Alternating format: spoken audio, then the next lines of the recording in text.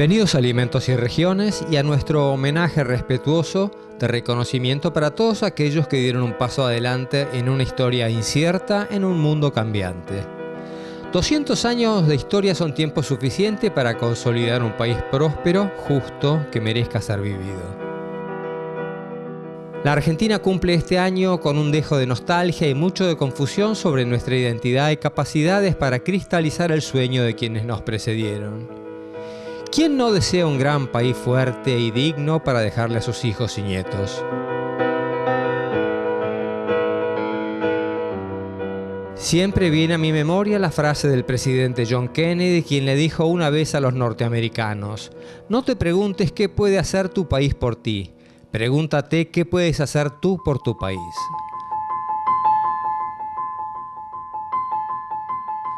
Vamos a pensar en aquel país de hace 200 años, sus contextos, algunos hechos y algunas reflexiones en este año que puede ser el comienzo de una etapa, un retornar al signo, retornar a la bandera, como decía Maquiavelo, un agruparse para enfrentar el gran desafío del desarrollo justo. Pero hay que separar dos cosas. Una es la explosión del Imperio Español, que eso es algo que tiene que ver con España, básicamente. Un poco con Hispanoamérica, pero sobre todo con España, con las guerras con Napoleón, la invasión, la abdicación, la renuncia del rey, todo eso desarmó el imperio, lo pulverizó, ¿no? Como un parabrisas que se rompe y quedan un montón de fragmentos. Y ahí empieza la segunda historia, que es como esos fragmentos empiezan a juntarse sin tener muy definido quiénes con quiénes, ¿no? Y en un momento dicen, terminamos completamente con cualquier posible vínculo que haya quedado con España, ¿no? Ahora yo diría, esto es principalmente una decisión política, o si se quiere, político-militar, ¿no? Porque todo esto ocurrió en medio de una guerra civil, en realidad, ¿no? Más que una guerra con España, era una guerra entre quienes querían aquí mantener el vínculo y quienes lo querían romper, ¿no? Y bueno, finalmente las necesidades de la guerra, creo, bueno, todo el mundo lo sabe, son las que impulsaron la decisión de declarar la independencia, que es una decisión que en su momento no era nada sencillo, ¿no? No había la menor simpatía en el mundo para esto de que se formaran nuevos estados y mucho menos nuevas repúblicas, ¿no? De modo que fue una decisión fuerte, importante. Todavía no era la Argentina, es decir, nosotros estamos acostumbrados a vernos desde el hoy hacia atrás, pero cuando leemos la Declaración de la Independencia de las Provincias Unidas en Sudamérica, nos damos cuenta que el término es tan amplio como vago, como difuso, es decir, es una invitación, es una convocatoria a las Provincias Unidas del sur, pero no se sabe demasiado bien cuáles son sus límites. ¿Serán lo que acompañó el antiguo virreinato?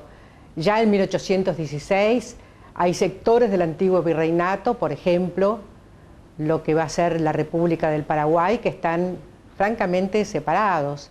Y lo mismo ocurre con la futura República Oriental del Uruguay. De modo que es una convocatoria amplia e imprecisa, pero de todas maneras hay una voluntad clara de ser independientes, de construir un futuro, de separarse definitivamente de los reyes de España y de toda otra dominación extranjera, y de iniciar un camino juntos. Entiendo, creo, ¿no? Porque tampoco es algo que se pueda probar tan fácilmente, que el hecho de que esto ocurrió en medio de una guerra, y todavía faltaban unos años más de guerra en el territorio argentino, que esto dura hasta 1820-21, el hecho de que se haga en el medio de una guerra hace que todo el mundo lo perciba, porque todo el mundo tiene algún pariente, algún conocido que está en el ejército, ¿no? No dudo de que la independencia fue algo que se incorporó inmediatamente a la conciencia, ¿no? Lo que yo le decía hace un ratito es, esto es claro, ahora, ¿quiénes somos nosotros?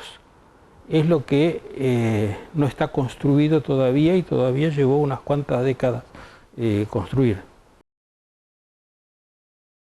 Creo que además lo importante de este bicentenario es recordar que se hace en Tucumán, o sea que va a ser el corazón futuro de la República, aunque todavía no está demasiado preciso, puesto que hay representantes en este Congreso de lo que va a ser la República de Bolivia, de modo que esto no está demasiado definido.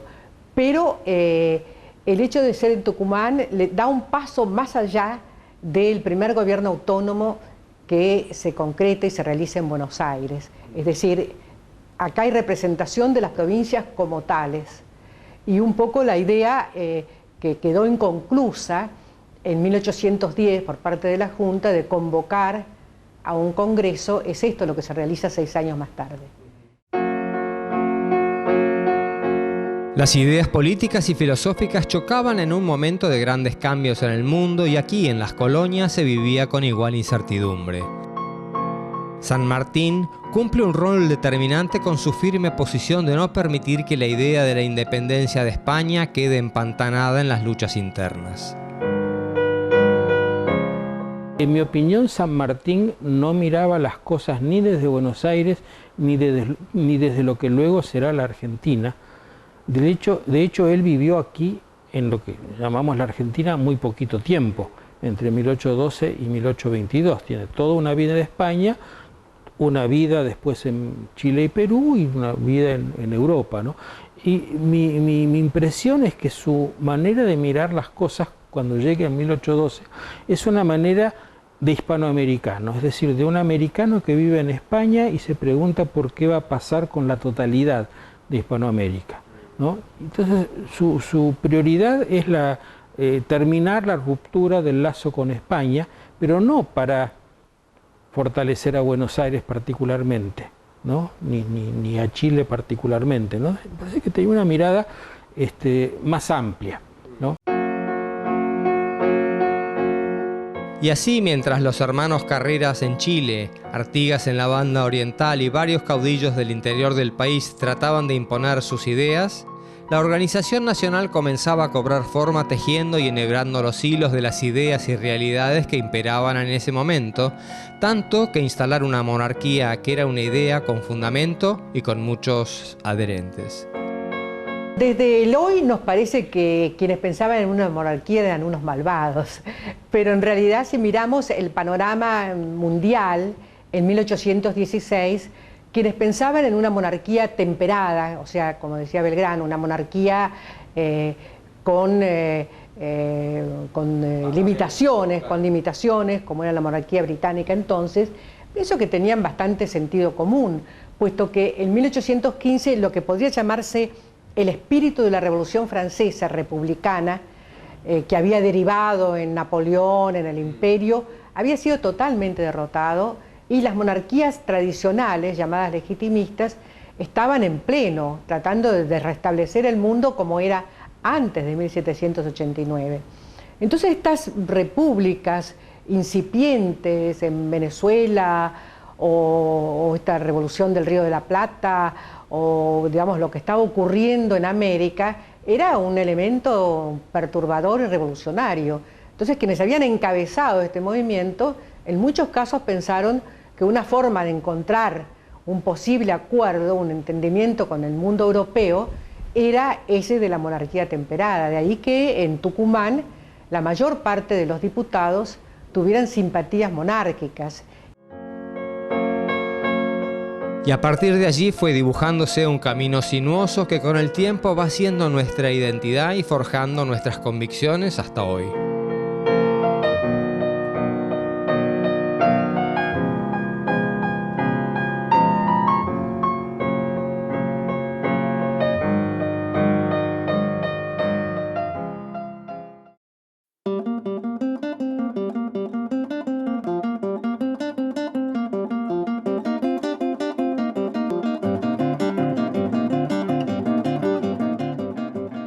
La madurez de los países se da cuando asumimos nuestra propia historia con momentos de gloria y aquellos otros de triste recuerdo.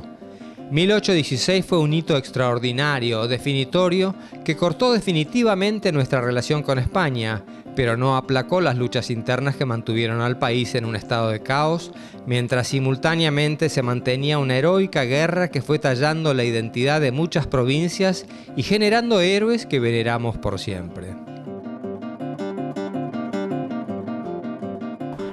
La manera como se vivió la caducidad del Imperio Español fue mucho más profunda que eso, porque fue la ruptura de cualquier legitimidad política. Bueno, si no está el rey, ¿por qué la Junta de Sevilla? No, la Junta de Sevilla no. Si no está la Junta de Sevilla, ¿por qué el virrey? No, al virrey lo sacamos. Y si sacamos al virrey, ¿por qué la Junta de Buenos Aires? No. ¿Y por qué de alguna manera Buenos Aires va a organizar? Entonces, la fractura consiste en eso, ¿no? Y según entienden los historiadores que lo vieron más en detalle, esta especie así de fractura para abajo se detiene en el último punto, que son las ciudades.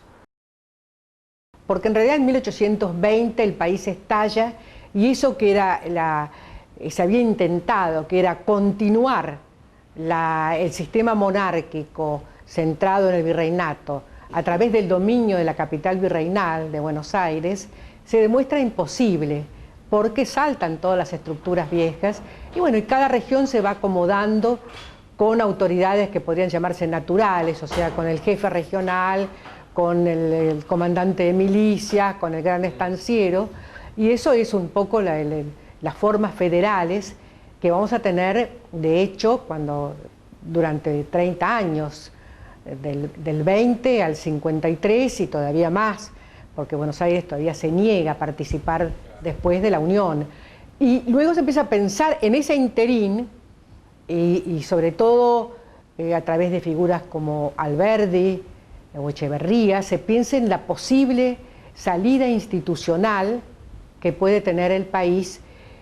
Y bueno, en un momento dado, cuando Echeverría, que es uno de los que piensan sobre ese futuro, junto con lo que llamamos la generación del 37, heredera de la generación de Mayo, de alguna manera piensa que puede ser un caudillo, pero un caudillo con ideas más modernas, como es Urquiza, el que lleva adelante la organización del país. En Europa faltaba trabajo y había en muchos lugares situaciones realmente trágicas para sus pobladores. Nuestro país extenso y vacío comenzó a atraerlos. Gobernar es poblar, fue una de las máximas de la época. Se creó un marco que fue nuestra Constitución Nacional y el país comenzó a cambiar. Argentina se inventó de nuevo con la inmigración, se hizo de nuevo, ¿no? Pasamos en 40 años de tener 2 millones de habitantes a tener 8 millones de habitantes. Eso es, no sé cuántos casos en el mundo hay comparables a eso. Y si uno lo mira en la ciudad de Buenos Aires es mucho más espectacular. En la ciudad de Buenos Aires, en 1895, más de la mitad de la gente que vivía en la ciudad eran extranjeros recién llegados, ¿no? Eso permitió la construcción de los ferrocarriles, permitió la colonización, la expansión de la producción agraria, permitió el esplendor de las ciudades, todo eso, ¿no es cierto?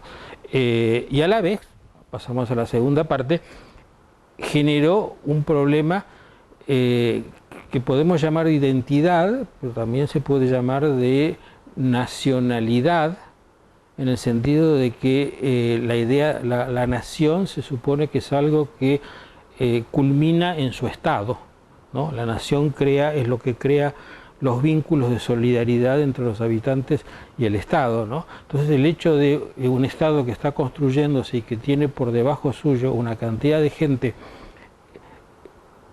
extranjera, pero además de eso, que todavía no estaba muy segura de si se quedaba o no, porque el movimiento de ida y vuelta es muy intenso, ¿no? Y mucha gente viene, como se decía, a hacer la América y a estar unos años y volverse, ¿no? Entonces, para los gobernantes, en primer lugar para los gobernantes, yo diría que veían un poco más lejos, había un problema de cómo nacionalizar a la inmigración, cómo construir al argentino. Solo unas pequeñas pinceladas de nuestro pasado que hay que saber interpretarlo y mirarlo en el contexto de la época. aquella en que la sangre corría a raudales por todo el mundo, siguió haciéndolo después, y acaso hoy no. Somos lo que somos como país por nuestros propios logros y propios errores. Yo creo que eso de vernos como víctimas es una forma muy cómoda de no ser dueños de nuestro propio destino, porque eso es una exigencia mucho mayor. Si yo digo, yo no tengo la culpa porque a mí me robaron los ingleses o me robaron los yanquis, no estoy pensando que a lo mejor me está robando el gobernador de mi provincia, ¿no es cierto? Es mucho o mi vecino o el intendente. Es decir, que yo me tengo que hacer cargo de eso y no buscar culpas afuera. El desarrollo de los ingleses, los ferrocarriles, los frigoríficos, fue una forma de desarrollar el potencial económico argentino, que se quedó a medias, porque hubiera sido también muy interesante que hubiera habido una industria propia, pero no de ensamblar computadoras, ¿no es cierto?, sino de desarrollar lo que tenemos. Y ese es un déficit que nos sigue arrastrando, que seguimos arrastrando, pese a que dentro del, en las últimas décadas el desarrollo agropecuario ha sido muy notable, pero creo que tendríamos que ser un país líder en agroindustria, por ejemplo, y me parece que no lo somos. Y eso no creo que sea culpa de nadie de afuera, sino de muchos de adentro, y de desidia, de desinterés, de gente de buena voluntad, pero que, bueno, compra eso de que los de afuera no se han hecho daño.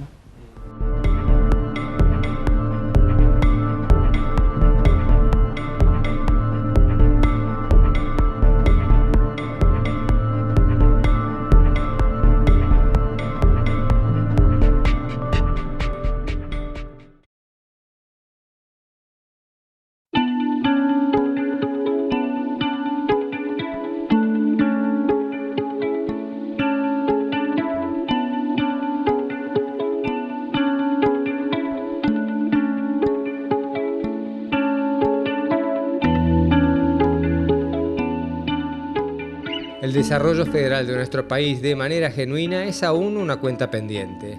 La arbitrariedad en el manejo de los fondos nacionales está hoy en pleno debate y es un clamor en las provincias. Pero es curioso ver que la historia a veces se repite. El crecimiento desigual del país tiene mucho que ver con que a una parte le fue muy bien, ¿no? Pero yo creo que ahí hay una parte mal contada de la historia, ¿no? Mi esposa, que es una muy buena historiadora, estudia esto y me lo ha explicado muy claramente, ¿no? Que es que cuando viene el momento del gran crecimiento, que es fines del siglo XIX, y se organiza el Estado, según una constitución federal, las provincias del interior tienen una representación muy importante en el manejo del Estado. Diputados según la población y senadores, 2 por provincia, ¿no? Y es un peso que hicieron valer. De hecho, no volvió a haber un presidente porteño, ¿no? Siempre fueron gente, Avellaneda de Tucumán, Roca entre Tucumán y Córdoba, y así Juárez Selman de Córdoba, ¿no? Es decir, funcionó eso del bloque del interior, ¿no? Y el bloque del interior que, digamos, recibía mucho más levemente los beneficios del crecimiento, se las arregló para que el Estado les transfiriera fondos por distintos mecanismos, ¿no? No sé si para desarrollar a las provincias o para engordar a sus grupos dirigentes. En general, esta desigualdad entre el interior y el litoral quizás no habría sido tan grande si hubiera habido menos idea de que había que proteger a esta pobre gente mandándole subsidios, ¿no? Subsidios que generalmente no van al lugar donde deberían ir, sino que se quedan en algún camino intermedio, ¿no? Un caso de historia concreto fue el desarrollo de la industria azucarera en Tucumán, que resultaba el azúcar más caro del mundo por la falta de competitividad pero que fue siendo subsidiado generando problemas posteriormente. Hoy hay sectores como el automotriz amparado por un sistema que nos entrega autos caros y de calidad regular. Pero sea como fuere las cosas, es que el país se montó sobre una ola de la modernidad. Hay una gran parte de los argentinos que no vivieron lo que llamaríamos un país normal. Es un disfrute desconocido. La mirada del historiador sobre esa época puede dejarnos una rica enseñanza. Yo comparto su idea general de que el país, con un montón de cosas discutibles, anduvo entre bien y muy bien, yo diría, hasta la década de 1970. O sea, el país de mi adolescencia, visto desde hoy, era un país extraordinario, ¿no? La época podía parecer un poco mediocre, el país de Mafalda, ¿no? Es un país normal, sin cosas espectaculares, donde había en principio empleo para todos, ¿no? Había una buena escuela, ¿no? Todas cosas que en esa época parecían dadas y que hoy sabemos que, como las perdimos, sabemos que hay que recuperarlas, ¿no? Así que para mí el punto de quiebre fue la década del 70, un poco la primera parte tormentosa y un poco la segunda parte, y dentro de ese quiebre yo creo que el punto neurálgico, y creo que esto sí es lo que habría que historiar y a la vez cuidar, fue el Estado, ¿no? No me refiero al Estado estatista de querer tenerlo todo y querer hacerse cargo de todas las cosas, ¿no? Sino el Estado como institución, como regulador, ¿no? Y como máquina eficiente para administrar el país. Entonces yo diría, bueno, algo que sería bueno pensar la historia argentina desde el siglo XIX hasta el momento en que ese historiador la escriba, mirando cómo fue el Estado, ¿no? Y mirando la relación entre el Estado y los gobiernos, porque este es el punto, ¿no es cierto? El Estado es una máquina, alguien la maneja, el que la maneja puede manejarla bien, puede manejarla mal, ¿no? Puede abusar de ella, puede descuidarla, descuidar el mantenimiento, ¿no? Ese punto yo creo que es crucial para entender la Argentina y también para pensar cómo hacer las cosas mejor. Recordemos juntos cómo pasamos del estatismo a las privatizaciones y vuelta atrás, tanto a modo individual como filosófico, considerando que esas corrientes germinaban dentro de un mismo partido político, nos lleva a pensar dónde quedan las ideas, las convicciones, los principios. Discépolo no crió en vano el tango Cambalache. Siempre pensando en comenzar el ejercicio de conocernos y comprendernos, la mirada del historiador y su método es asimilable al conocimiento que cada uno emplea para encontrar su propio punto de vista. La historia sabemos que no es ninguna ciencia exacta, sino que es una mirada humanista al pasado. Y en eso hay elementos subjetivos de los cuales no podemos y tampoco es ideal prescindir, porque la historia no puede ser un tema de laboratorio. Cada uno da su visión de acuerdo a sus conocimientos, a sus posibilidades, a sus experiencias, a sus anhelos, pero lo tiene que hacer con una cierta distancia, con gran honradez, inclusive en cuanto a presentar su propia historia, ¿no es cierto? Eso que hace el historiador deberíamos hacerlo cada uno de nosotros, ver dónde estamos parados, encontrar el por qué y qué deseamos para los nuestros y para toda la sociedad. Sin pretensión alguna, caminaremos por las provincias de nuestro país poniendo algunas facetas de nuestra Argentina productiva en el Bicentenario.